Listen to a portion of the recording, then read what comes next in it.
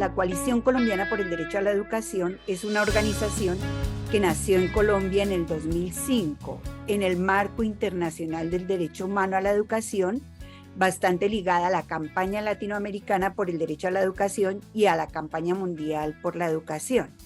Entre sus hitos históricos está la demanda frente a la Corte Constitucional de la gratuidad de la educación en Colombia, que fue ganada por la Coalición Colombiana en el año 2010 y que hizo que la gratuidad en la educación, en la básica y en la media, fuera obligatoria para el Estado colombiano.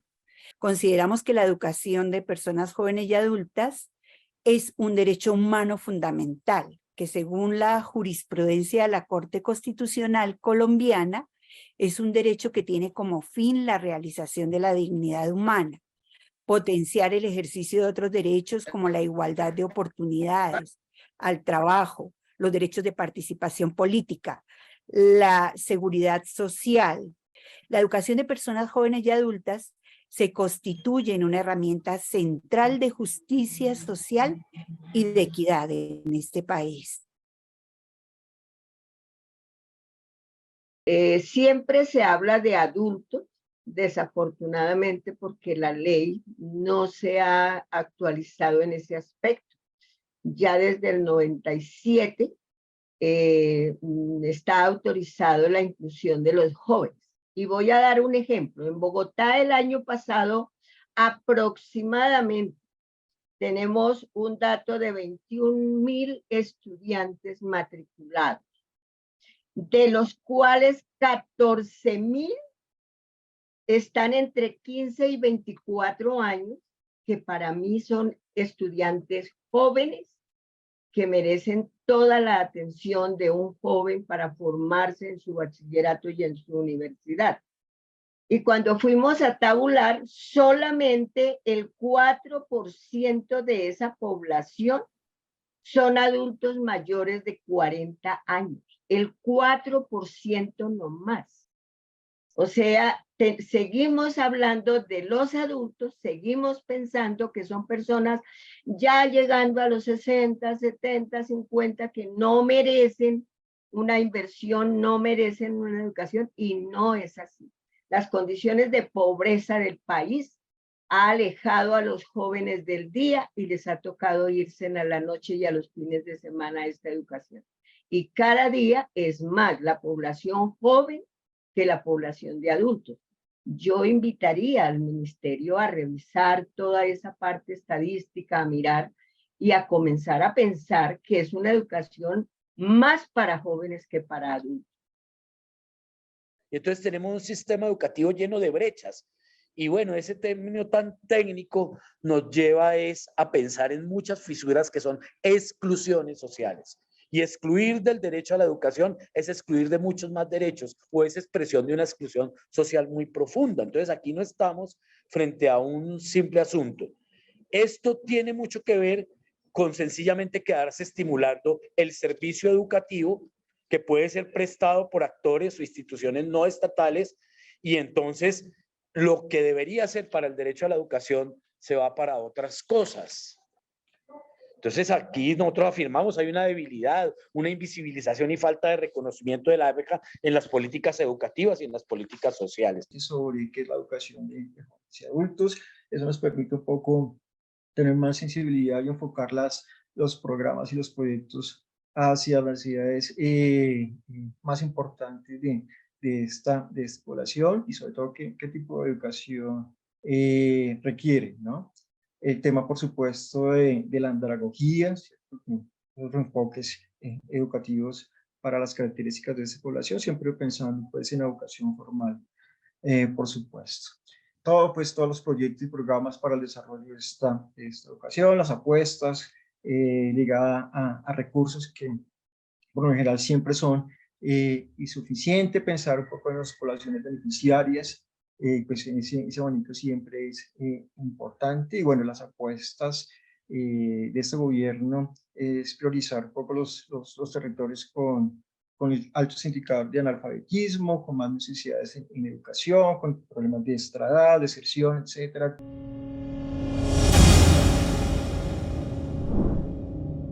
Ustedes saben que acá en Medellín siente uno que continúa la discriminación, la exclusión de esta modalidad educativa, que en el año 2020, cuando iniciaba la pandemia, hubo algunas directrices nacionales del ministerio donde se suspendía la educación de algunos CLEI, creo que en esa época era el CLEI 5, y que surgió una tutelatón y más de 11 estudiantes de la Comuna 13 de acá de Medellín les fallaron a favor del derecho a continuar sus estudios.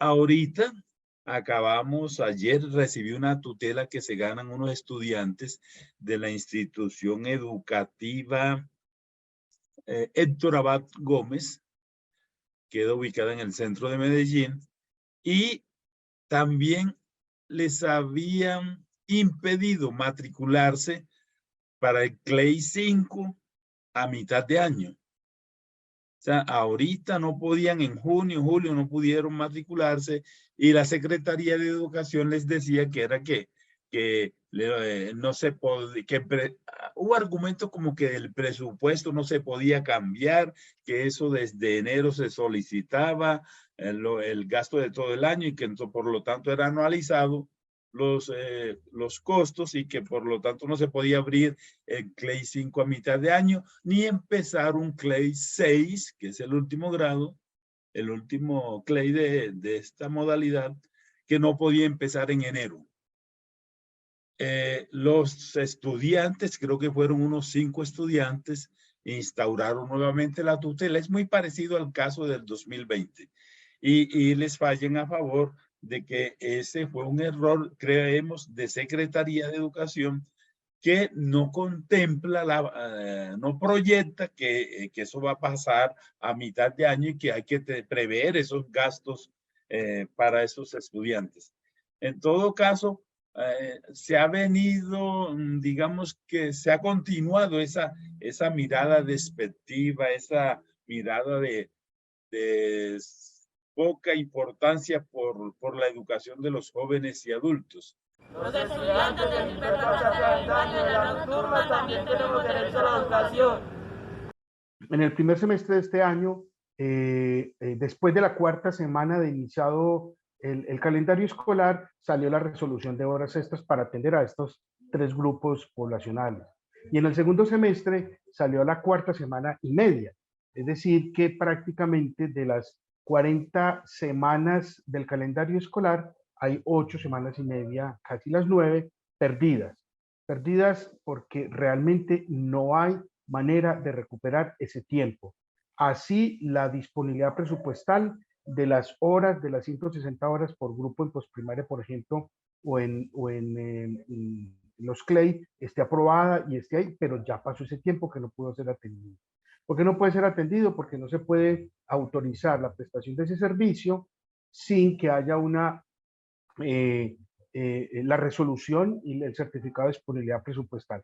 Entonces, poner eso en evidencia era inicialmente mi primer propósito, pero con estas intervenciones, afortunadamente, eso es mínimo. Me refiero a mínimo es porque el problema es mucho más estructural. Les dejo en la mesa este reclamo y esta ayuda para que identificar cómo se puede generar una reposición o una restauración de un derecho vulnerado, es decir, de 4 semanas en promedio, 4 semanas cada uno de los semestres, 8 semanas en promedio al año.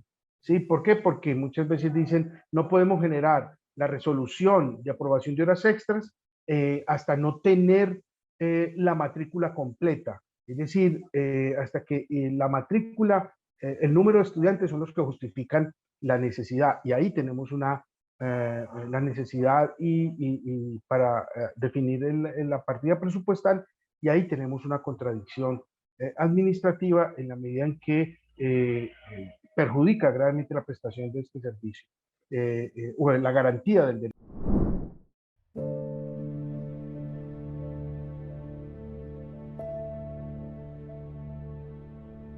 las políticas públicas, por ejemplo, solo nombran en el caso de EPJA alfabetización y resaltan la brecha urbano-rural todo el tiempo, pero realmente cómo se van a hacer programas para una población si ni siquiera sabemos quiénes son, cuántos son. Entonces, por eso es súper importante esta caracterización. Por otro lado, no hay una medición de la deserción escolar formal por promociones educativas, y ya les voy a explicar por qué esto es tan importante en la siguiente diapositiva. También se suele medir únicamente a la población que no sabe leer y escribir, pero no la que ingresa al sistema educativo, pero no culmina el proceso. Hay una brecha bastante grande entre lo rural y lo urbano, y es que para el 2017, por ejemplo, las personas urbanas estudian en educación formal regular alrededor de 10 años. En cambio, una persona rural apenas el promedio es que estudia entre 4 y 6 años. Y además el mayor nivel educativo alcanzado en zonas rurales es básica primaria, seguido por el nivel educativo ninguno. Y en la que las personas rurales sí conciban que la educación formal puede ser importante para desarrollar un buen vivir en su territorio, en el campo.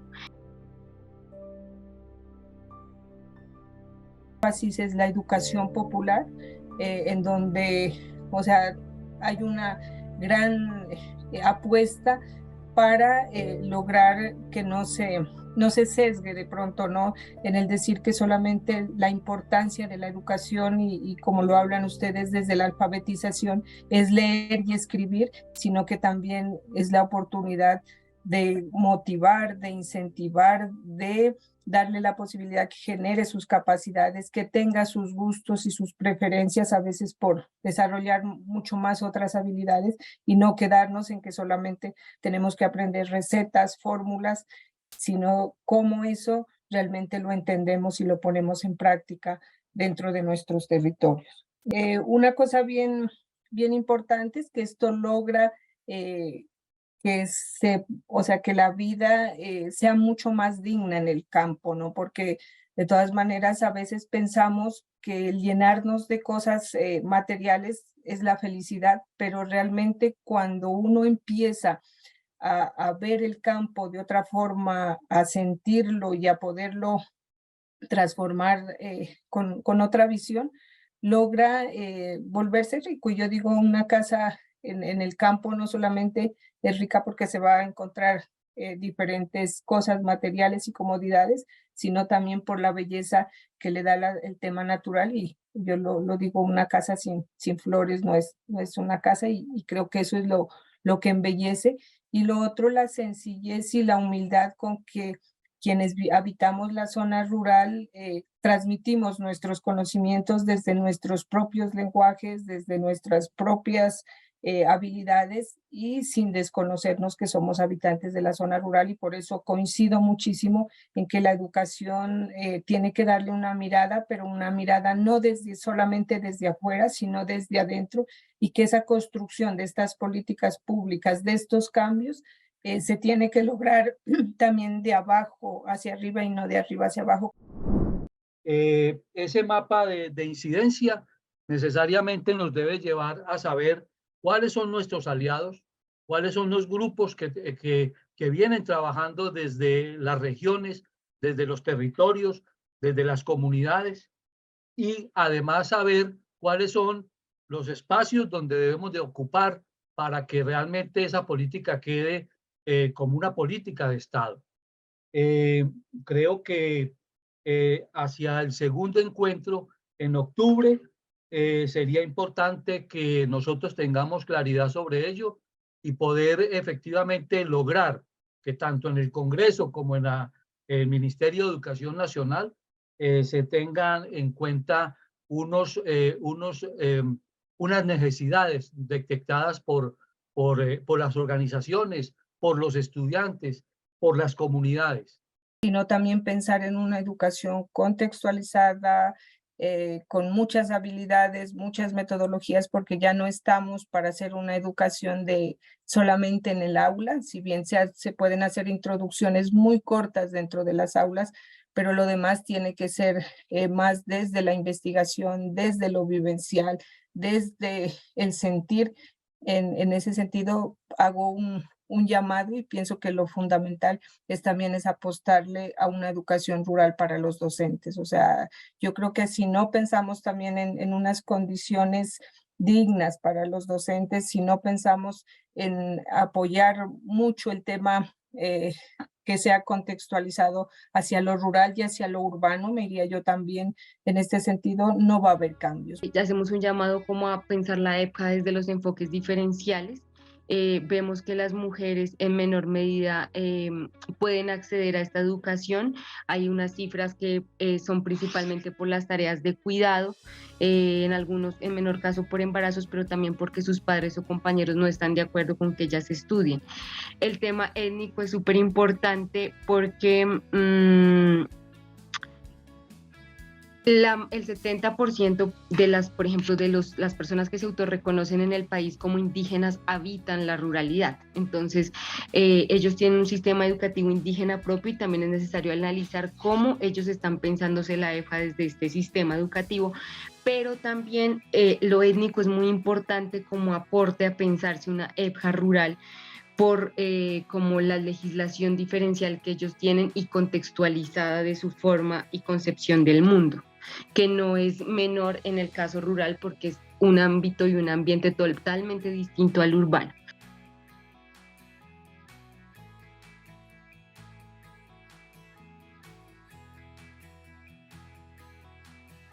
Es que la educación rural y la educación de personas jóvenes y adultas está en emergencia, por donde quiera que se le vea, ¿cierto?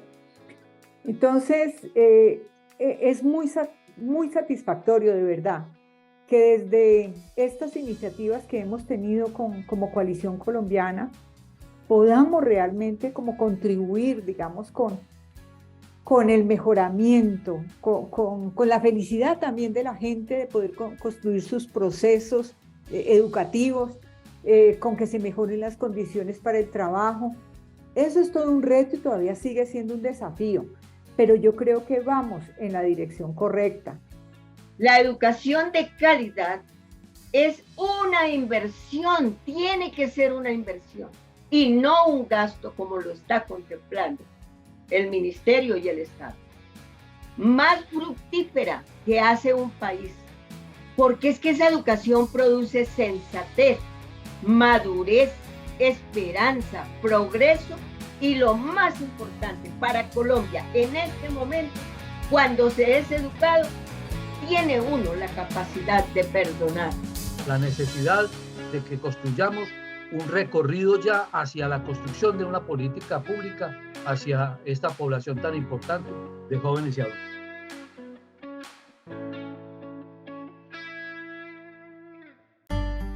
Coalición Colombiana por el derecho a la educación.